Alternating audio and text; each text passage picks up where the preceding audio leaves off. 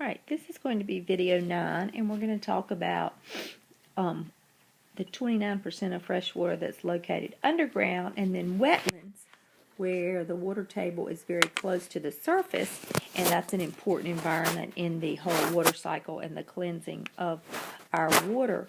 But we're going to start by talking about underground water, or groundwater. And this is water that's found in any cracks and pores in whatever the soil type is below the Earth's surface, whether it's sand or gravel or some other rock or mineral. When rain falls into the ground, the water does not stop moving. Some of it flows along the land surface into streams or lakes. Some of it is taken in by plants through capillary action. Some evaporates and returns to the atmosphere, and some of it seeps underground into these pores or spaces between the sand, the clay, and the other types of rock formations. And this is called an aquifer, where you have water that is trapped underground. And water moves through aquifers much like a glass of water poured onto a pile of sand would do.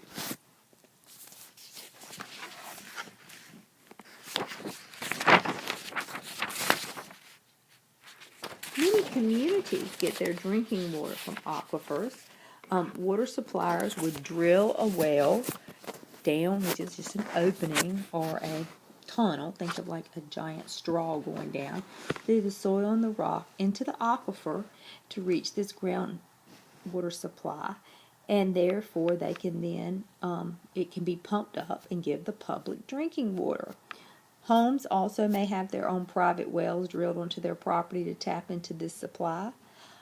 Unfortunately, over time, our groundwater has become contaminated by many forms of human activity, where chemicals have been dumped or leaked into the soil and the rock layer, and polluting the aquifer and eventually people's wells. And it's very hard to clean up groundwater. It is underground. It is trapped between rocks and soil particles. It's not like just this giant lake underground. It's in and among the inorganic material. And so it's very difficult to clean up. And we're going to look at the groundwater model here and talk and pollute and see what happens and how that will travel through the aquifer. Groundwater moves slowly due to gravity.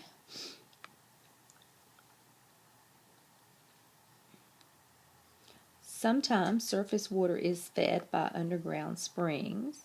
Wetlands are very near where the water table is very close to the top layer of soil.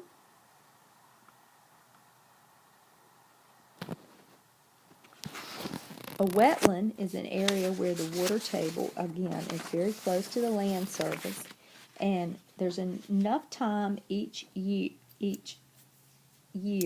that the plants that live there can support their roots being underwater. So they are called hydric plants, and the soil is also called hydric soil, which means that it is wet with water.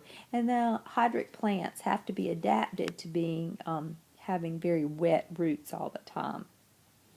Wetlands are some of the most diverse ecosystems on Earth, which means they house a great variety of plants and animals.